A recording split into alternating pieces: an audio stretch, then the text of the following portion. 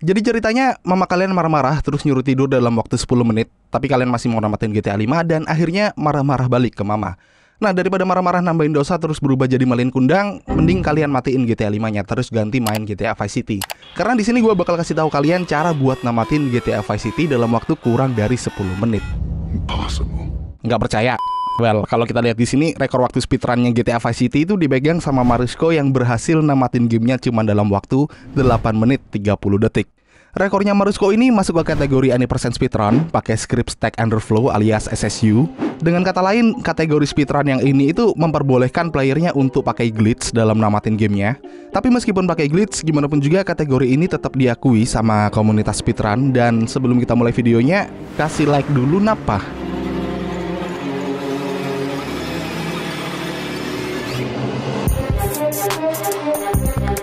Jadi sebelum kita bahas soal rute speedrun yang umum dipakai di kategori any percent SSU, mungkin ada baiknya kalau kita sedikit bahas tentang gimana ceritanya kok komunitas speedrun GTA Vice City ini bisa menemukan glitch-glitch tersembunyi. Termasuk salah satunya ya glitch penting ini yang bisa menteleport Tommy Vercetti dari misi pertama langsung ke misi terakhir. Jadi ceritanya selama bertahun-tahun para speedrunner itu terus-terusan menggali berbagai macam glitch yang mereka temukan di GTA Vice City, baik dari game filenya, dari kode-kodenya, dari gameplaynya sendiri, dan lain-lainnya. Nah, selama bertahun-tahun tadi, rekor demi rekor itu dipecahkan. Dari yang sebelumnya di atas 1 jam bisa jadi 53 menit, dari 53 menit jadi 16 menit, dan dari 16 menit akhirnya yang terbaru ya rekor 8 menit 30 detiknya Marisko tadi. Dan untuk bisa memahami cara kerja glitch-nya ini, maka kalian harus benar-benar memahami bahasa coding yang super kompleks yang tersimpan di dalam file gamenya GTA Vice City ini. Atau kalian nggak perlu membongkar dan memahami bahasa codingnya tadi, karena 4 tahun yang lalu udah ada 2 postingan di Reddit yang berhasil menemukan glitch di balik kode-kodenya GTA Vice City, yang akhirnya benar-benar ngerubah dunia speedrunning di game ini. Postingan pertama datangnya dari seorang user bernama Nick, di mana dia itu membagikan skenario strategi yang udah dikembangkan sama dia dan teman-temannya, yaitu Huso dan Patrick. Dan dari postingannya yang panjang ini mungkin bisa kita fokuskan ke 2 paragraf terakhir. Di sini dia bilang kalau mereka itu bisa nge-skip cerita utamanya GTA Vice City dengan cara memanipulasi timer, dan karena ini ribet banget, jadi ya bakal kita bahas nanti aja waktu kita bahas strateginya mereka biar lebih relevan. Terus informasi kedua yang bisa kita ambil dari Nick ini adalah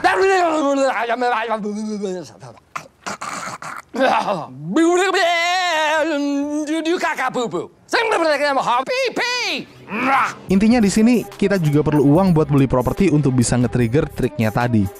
Nah, kemudian di postingan Reddit yang kedua ini kita bisa ambil beberapa kata kunci penting, yaitu misi rampage, save game, nunggu 6 menit, replay di ikonnya misi rampage, load game, misi rampage lagi, replay lagi biar cancel misi rampage sebelumnya, dan seterusnya, dan seterusnya.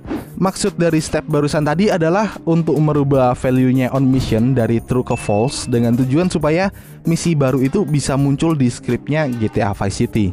Dan 2 kunci terakhir yang harus dilakukan di speedrun-nya ini adalah ngerampok kasir toko buat dapetin uang yang nantinya bakal dipakai buat beli properti, dan juga menjalankan misi vigilante setelah ngerampok tokonya tadi. Nah, biar kalian nggak bingung dan bosan sama pembahasan teknikal yang sebenarnya jauh lebih ribet lagi, mungkin ada baiknya kalau sekarang kita mulai menganalisa speedrun-nya Marisko.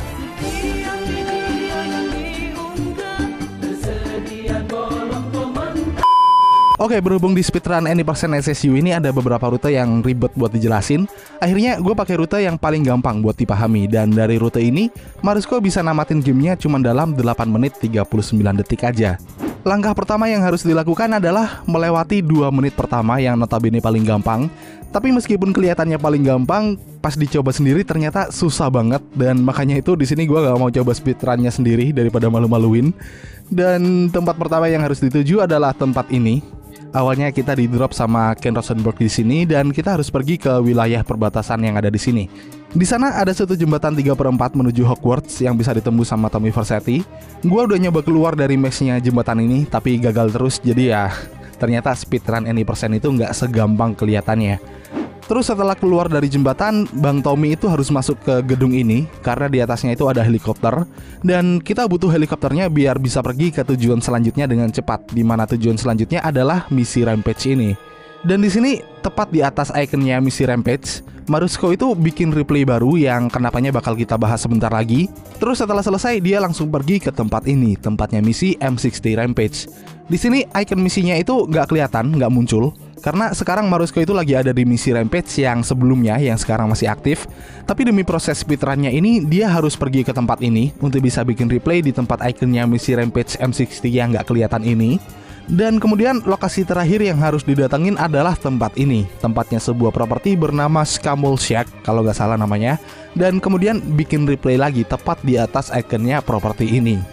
Dan setelah itu Marusco langsung start new game, tapi tetap ada di dalam satu run yang sama. Nah, alasan kenapa dia harus bikin replay sebanyak tadi adalah untuk step selanjutnya, yaitu duping. Jadi untuk any percent SSU, duping itu penting banget karena untuk bisa warping alias teleport ke misi terakhir, dia itu harus bisa mengaktifkan 10 script secara bersamaan. Dan satu-satunya cara untuk bisa mengaktifkan 10 script tadi adalah dengan cara duping ini. Ya, tahulah namanya juga kategori script stack underflow. Cara dupingnya sendiri yang sering dipakai adalah menggunakan misi Pizza Boy. Kemudian dia muter replaynya tadi untuk mengaktifkan misi Rampage, terus cancel misinya. Dan ini diulang terus sampai 10 kali. Tujuannya adalah supaya Marusco ini bisa mengaktifkan skripnya misi Pizza Boy sama skripnya misi Rampage beberapa kali di waktu yang bersamaan. Dan duping ini mungkin adalah satu-satunya step yang paling susah untuk dipahami.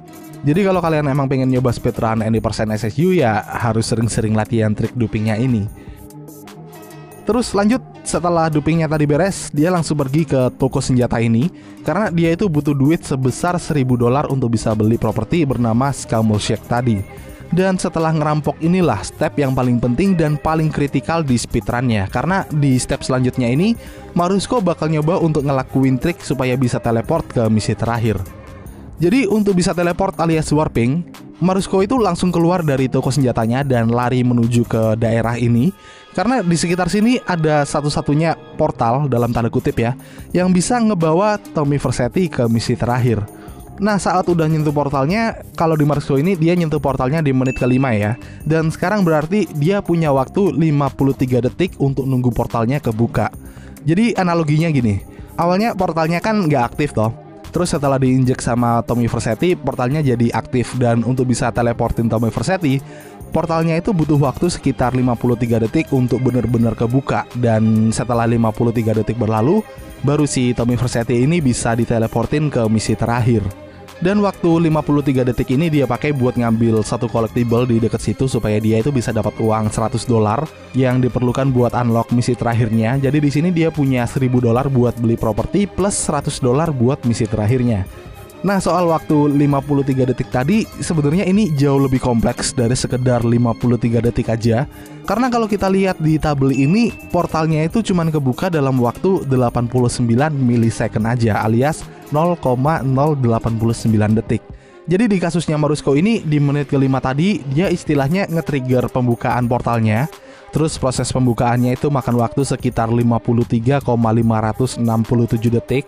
Dan portalnya itu hanya kebuka dalam waktu 0,089 detik aja. Paham kan maksudnya di sini ya? Tapi dari 0,089 detik tadi, kemungkinan gagalnya itu mencapai 73,33%. Jadi walaupun berhasil nge-trigger portalnya dalam waktu yang pas, kemungkinan untuk gagalnya di sini ya lumayan besar juga. Di sini kita juga bisa lihat ada warp dengan persentase 23% sama insta warp sebesar 3%. Bedanya kedua hal ini adalah kalau kita nge-trigger warpnya aja, misi terakhirnya itu bakal langsung ke unlock, tapi kita harus jalan manual ke lokasi misinya. Nah, untuk yang insta warp yang cuma 3% ini, nanti kita bakal langsung teleport ke misi terakhirnya langsung tanpa harus keliling-keliling. Dan kalau gagal, gamenya bakal nge-crash yang kemungkinannya itu mencapai 73% tadi. Di sini kita juga bisa lihat perbedaan timingnya yang hasil akhirnya itu bakal berbeda-beda juga per milisecondnya. Intinya telat 0,001 detik aja bisa-bisa gamenya nge-crash dan run kalian itu bisa gagal. Untungnya di sini Marusco berhasil nge-trigger insta warp-nya yang kemungkinannya tadi cuma 3% aja. Dan untuk bisa teleport ke misi terakhir, pertama dia harus masuk ke mobil polisi. Terus dia mainin replaynya mulai dari yang misi Rampage, terus misi Rampage M60. Sampai pada akhirnya Tommy Vercetti versi replay ini ada di titik dimana dia itu beli properti di run pertama sebelum start new game tadi. Kemudian tepat di atas icon properti ini, dia langsung mulai misi Vigilante. Dan misinya tadi langsung di cancel setelah dia itu berhasil teleport ke properti Scamble Shack ini. Dan kalau semua stepnya dilakuin dengan benar ya selamat, kalian bisa langsung teleport ke misi terakhir tanpa harus melakukan misi pertama. Sekali lagi, di run-nya ini Marusko berhasil cetak waktu 8 menit 39 detik. Untuk Vice City sendiri, rekor waktunya adalah 8 menit 30 detik yang dipecahin sama Marusko juga. Tapi di rekornya ini dia pakai rute yang jauh lebih rumit. Jadi ya, akhirnya kita bahas yang rutenya paling gampang buat dijelasin ini. Dan gue juga mau bilang makasih banyak buat komunitas speedrun GTA Vice City yang udah ngebantu gue untuk memahami basic dari strateginya mereka. Makasih buat Ben, Nick, dan Marusko pastinya. Dan sekali lagi, yang barusan kita bahas ini cuma satu dari sekian rute yang bisa dipakai. Karena ada rute yang pakai trik ganti bahasa, ada yang jalanin misi Pizza Boy-nya duluan sebelum ngelakuin replaynya, dan masih banyak lagi. Dan satu lagi yang diakuin sama komunitas speedrun ya yang pakai glitch yang kayak gini. Karena di YouTube itu ada beberapa video meme speedrun yang namatin gamenya cuma dalam 2 menitan aja. Tapi ya kita tahu kalau video-video semacam tadi itu pakai semacam mod dan nggak bisa diakuin sama speedrun.com. Jadi ya kalau kalian suka videonya jangan lupa kasih like yang pasti. Dan gue Dime pamit duluan, sampai ketemu di video selanjutnya. Jangan lupa jaga kesehatan fisik dan mental, bye bye and have a nice day.